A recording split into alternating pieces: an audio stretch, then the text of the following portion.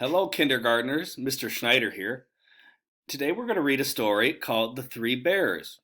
And when we read this story today, we have two jobs. One job is to think of connections that we have to this story, to other stories we've read before. And our second job as we go will be to make some predictions about what will happen in the story. So, we read a story this week with Miss Cardis called Little Bears.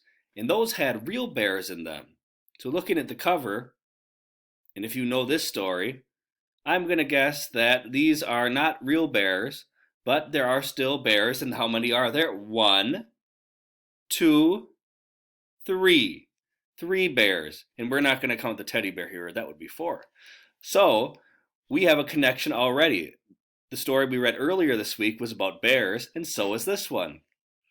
I'm going to make a prediction about this story that the three bears are a family. Let's see if I'm right. And this story is by Paul Galdone. The Three Bears. Once upon a time, there were three bears who lived together in a house of their own in the woods. So as I read, I can check my prediction. They are a family of bears. And do bears live in a house usually? No, so they probably aren't real bears like the story we read with Miss Cardis. One of them was a little wee bear, one was a middle-sized bear, and the other was a great big bear. Page stuff.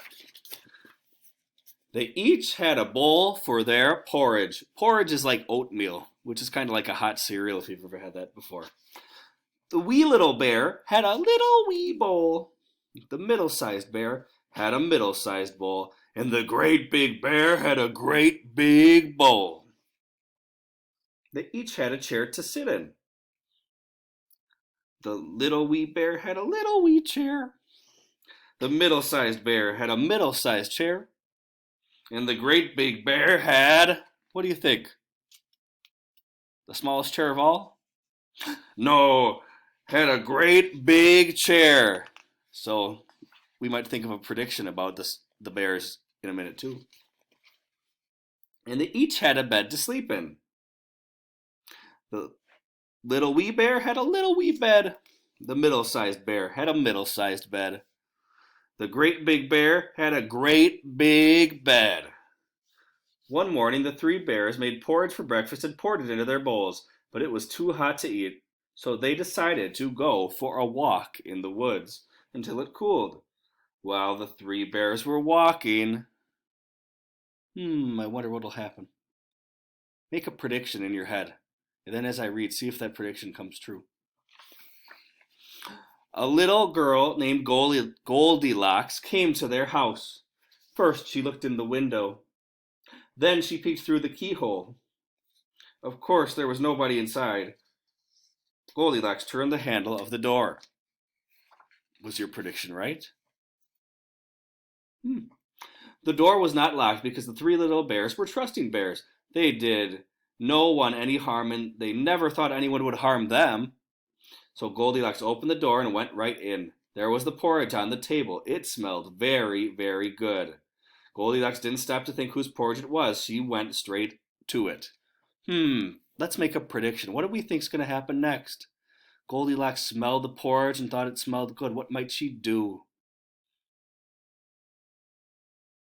Maybe she'll eat the porridge. Let's see. First, she tasted the porridge of the great big bear, but it was too hot. Then she tasted the porridge of the middle-sized bear, but it was too cold. Then she tasted the porridge of the little wee bear. It was neither too hot nor too cold, but just right.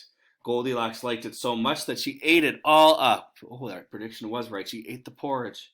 Then Goldilocks went into the parlor to see what else she could find.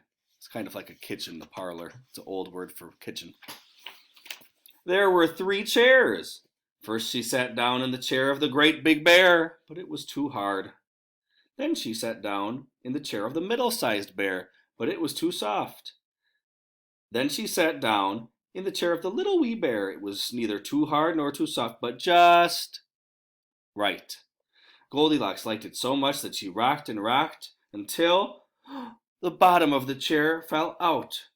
Down she went plump onto the floor. Goldilocks went into the bedroom where the three bears slept. First she lay down upon the bed of the great big bear, but it was too high at the head for her. Then she lay down upon the bed of the middle-sized bear, but it was too high at the foot for her, so it was high up here, high down there. Then she lay down upon the bed of the little wee bear. It was neither too high at the head nor too high at the foot, but just right. Goldilocks liked it so much that she covered herself up and fell fast asleep. By the time the three bears thought their porridge would be cool enough, so they came home for breakfast. So the bears are coming home. I wonder what might happen. Make a prediction in your head. I'm not going to make one this time. I want you to see if you can make one and see what happens and see if you're right or not. Goldilocks had left the spoon of the great big bear in his porridge bowl. He noticed it first thing. "Somebody has been tasting my porridge," said the great big bear in his great big voice. Goldilocks had left the spoon of the middle-sized bear in her porridge too. "Somebody has been tasting my porridge," said the middle-sized bear in her middle-sized voice. Then the little wee bear looked at his porridge bowl. "Somebody has been tasting my porridge and has eaten it all up," cried the little wee bear in his little wee voice. The three bears went into the parlor. Goldilocks had left the cushion crooked in the chair of the great big bear. He noticed it first thing. "Somebody has been sitting in my chair," said the great big bear in his great big voice. Goldilocks had squashed down the cushion in the chair of the middle-sized bear. "Somebody has been sitting in my chair," said the middle-sized bear in her middle-sized voice. Then the little wee bear looked at his chair. "Somebody has been sitting in my I did the wrong voice there. "Somebody has been sitting in my chair and has sat right through it," cried the little wee bear in his little wee voice. The three bears went into the bedroom. Goldilocks had pulled the pillow of the great big bear out of place. He noticed it first thing. "Somebody has been lying in my bed," said the great big bear in his great big voice. Goldilocks had pulled the blanket of the middle-sized bear out of place. "Somebody has been lying in my bed," said the middle-sized bear in her middle-sized voice. The little wee bear looked at his bed. "Somebody has been lying in my bed, and here she is," cried the little wee bear in his little wee voice. This woke Goldilocks up at once. There were the three bears all staring at her.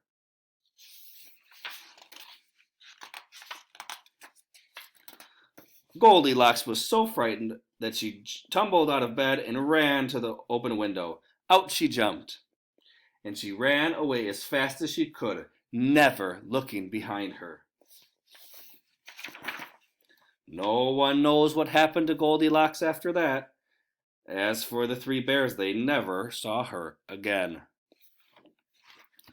So, kindergartners, in that story, we were able to make some connections between the bear story we read at the beginning of the week and this story about bears. Do you know any other stories about bears? You might have a connection to that story. Also, the Three Bears is a story that has many different retellings of it.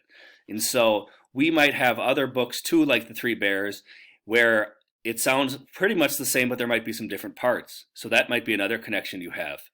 Also, we did some predictions. So we talked about what might happen on the cover. We took a minute in the book when we were reading to stop and think, what might happen next? Good readers always think, what might happen next in the story?